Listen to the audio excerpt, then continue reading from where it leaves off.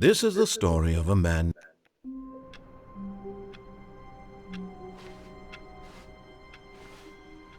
All of his co-workers were gone. What could it mean? Stanley decided to go to the meeting room. Perhaps he had simply missed a memo.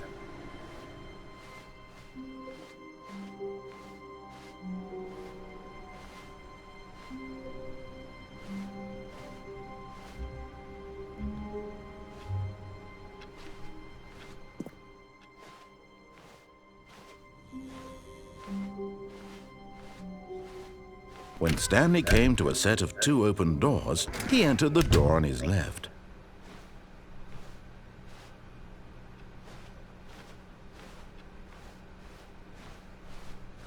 Yet there was not a single person here either. Feeling a wave of disbelief, Stanley decided to go up to his boss's office, hoping he might find an answer there.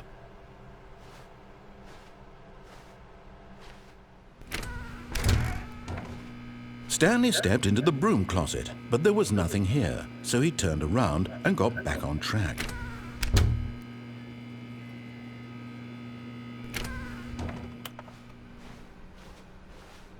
Coming to a staircase, Stanley walked upstairs to his boss's office.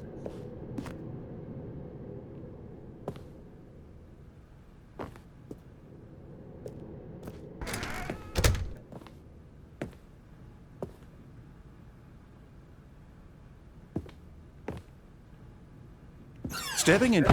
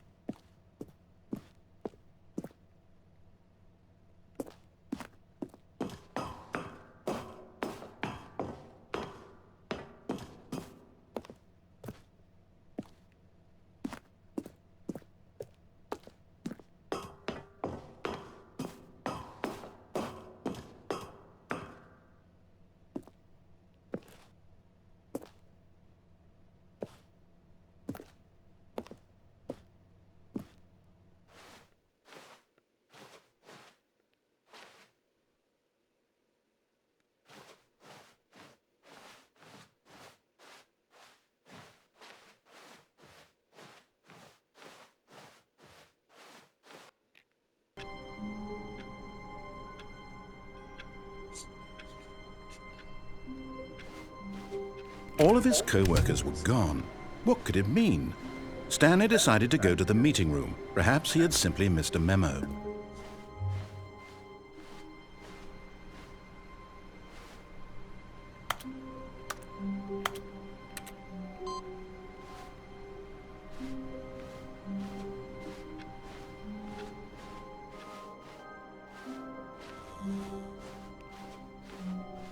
When Stanley came to a set of 2 open doors, this was not the correct way to the meeting room, and Stanley knew it perfectly well. Perhaps he wanted to stop by the employee lounge first, just to admire it. Wow, yes, this room. What a beautiful room. What a gorgeous, gorgeous room. Thank goodness Stanley had taken this detour on his way to the meeting room. Life without having experienced this room was now too horrible even to consider. But eager to get back to business, Stanley took the first open door on his left. Stanley was so bad at following directions, it's incredible he wasn't fired years ago.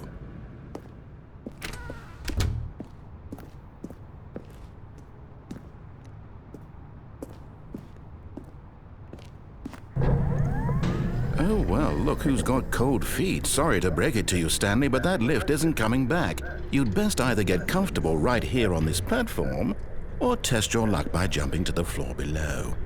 You know what? Looking at it now, it's not that far to the bottom floor. I bet you can make it.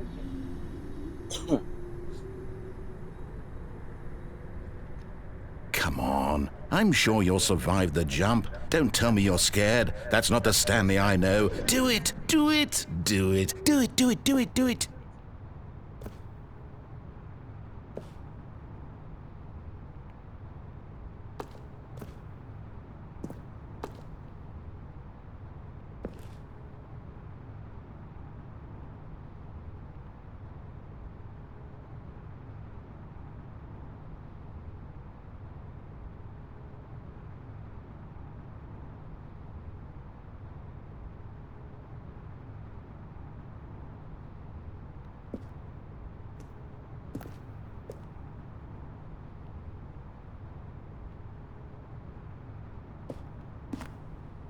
Whoops.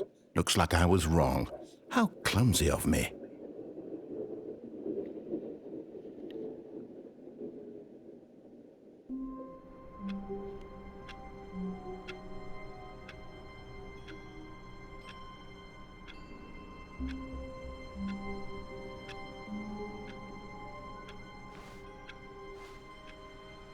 All of his co-workers were gone. What could it mean? Stanley decided to go to the meeting room. Perhaps he had simply missed a memo.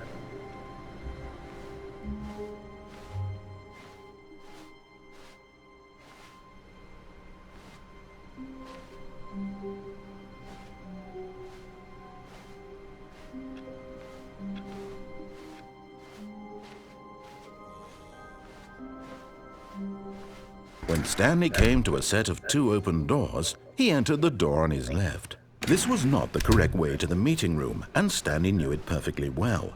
Perhaps he wanted to stop by the employee lounge first, just to admire it.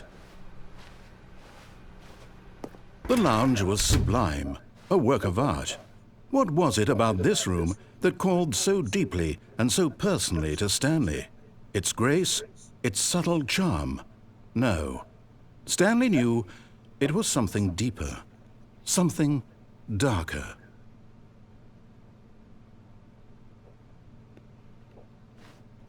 But eager to get back to business, Stanley took the first open door on his left. Stanley was so bad at following directions, it's incredible he wasn't fired years ago.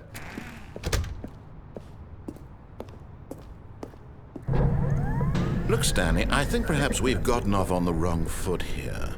I'm not your enemy, really, I'm not. I realize that investing your trust in someone else can be difficult, but the fact is that the story has been about nothing but you all this time. There's someone you've been neglecting, Stanley. Someone you've forgotten about. Please, stop trying to make every decision by yourself. Now, I'm not asking for me, I'm asking for her.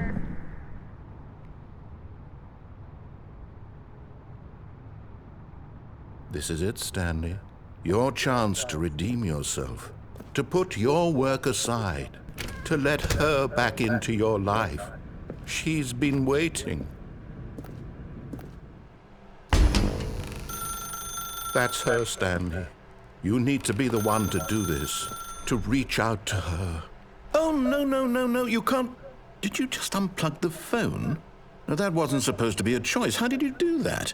You actually chose incorrectly? I didn't even know that was possible. Let me double check.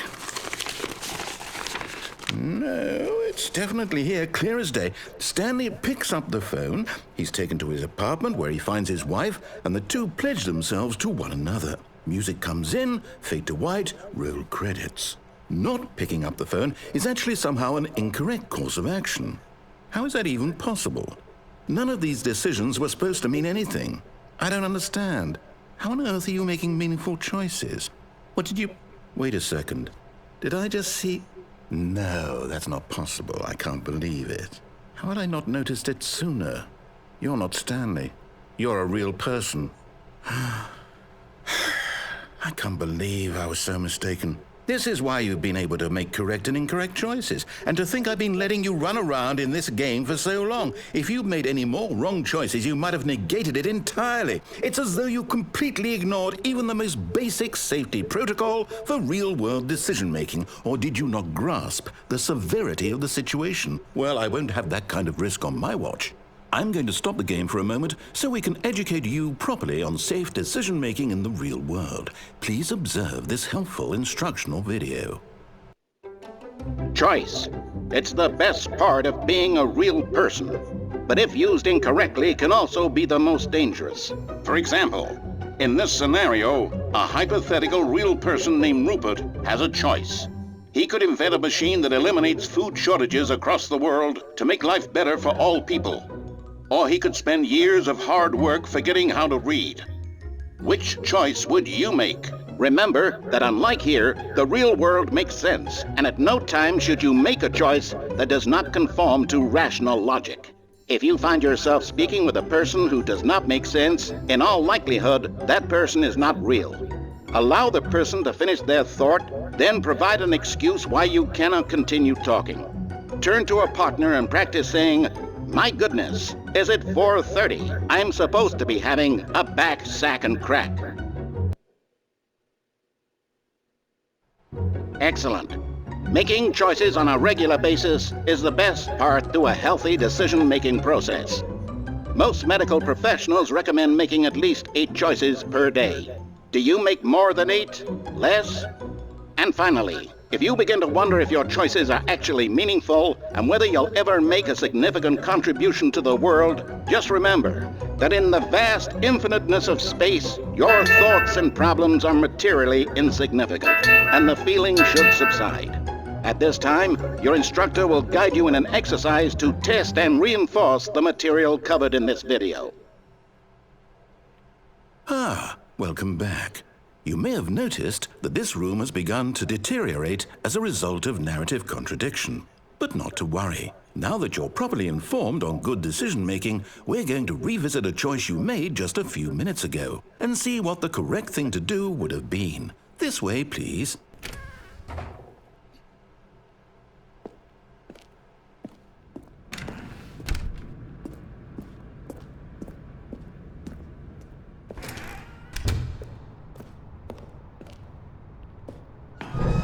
Now that we know your choices are meaningful, we can't have you jumping off the platform and dying.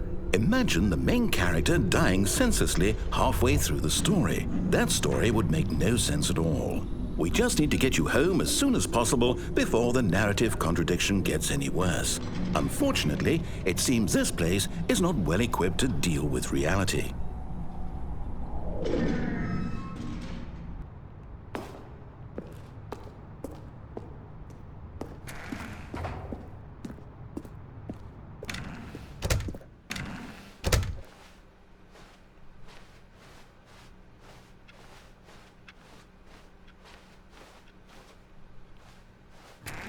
Almost there. You'll take the door on the left, back to the correct ending, the story will have resolution once again, and you'll be home free in the real world.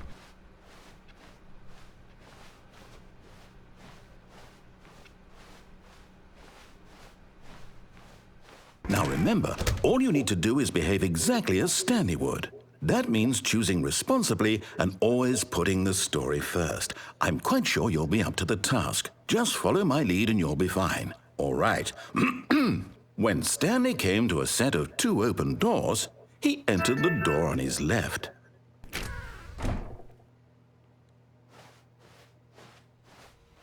No! Why did you do that? Quickly, hurry back in the other direction. Perhaps we're not too late.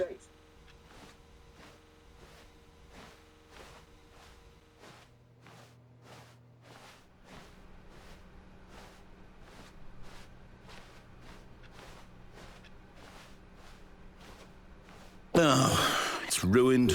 I can't believe, after everything we talked about, that my story, you've destroyed my work. Why? For what? What did you get out of that? What did you think was so special about seeing the game undone, left here like so much garbage? It's worthless now. And what am I supposed to do? Even if there were a way to continue, would it be worth it? To know that my story is now incorrect? How can I go back to that? I can't erase that knowledge. I'll have to live with it forever, reliving its impossibility forever. I couldn't live that way.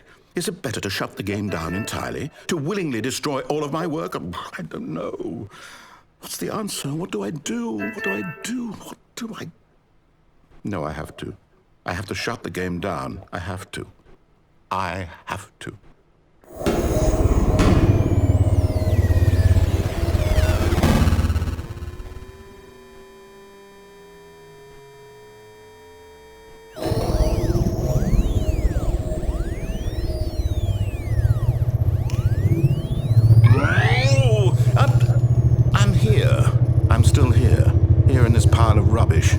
With you who thought you were so clever. Now look where we are. My entire game is destroyed. It was the only thing in the world that was mine, and you've run it into the ground. What, did you think that would be funny? You just had to see? Didn't I impress upon you how important it was to be like Stanley? He actually knows how to do what I tell him to. He understands that if I say to do something, there's a damn good reason for it. That thought hadn't even occurred to you, had it? That there's a world outside of you? You're a child. Oh, my story. If you'd just gone through the door on the left, you would have seen it. There was a whole underground facility. You would have destroyed it and been victorious. It would have been so perfect. I worked so hard on it. I tried so hard to make... behave exactly as Stanley would. That means choosing responsibly and always putting the story first. I'm quite sure you'll be up to the task. Just follow my lead and you'll be fine. All right. When Stanley came to a set of 2 open doors, he entered the door on his left.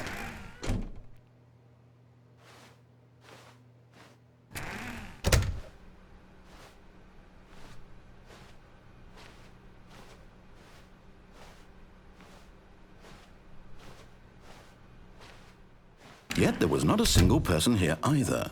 Feeling a wave of disbelief, Stanley decided to go up to his boss's office, hoping he might find an answer there.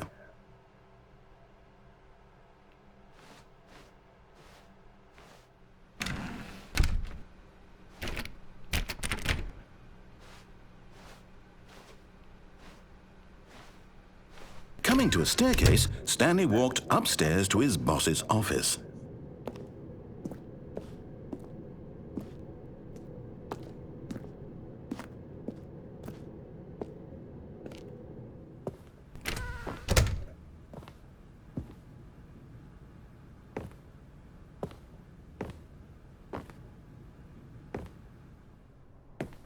Stepping inside his manager's office, Stanley was once again stunned to discover not an indication of any human life. Shocked, unraveled, Stanley wondered in disbelief who orchestrated this, until he saw the door with a voice receiver next to it. Surely behind this door lay all the answers to his questions. And beyond all probability, he knew the passcode. He had seen it on his boss's computer just last week. Nightshark 115. Was this the code to open the door? Would it still work? There was only one way to find out. Stanley had been trained never to speak up, but now he would draw from within himself the courage to face the unknown. He drew a sharp breath and then spoke the code.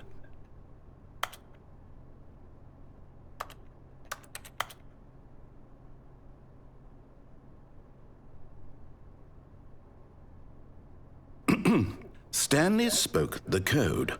Night Shark 115. He spoke it into the receiver, right there on the wall.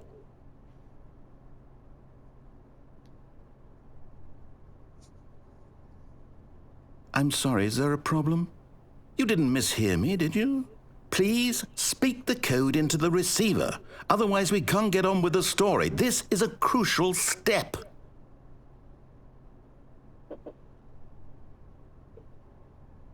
Okay, fine, you're not going to do it, but you know what?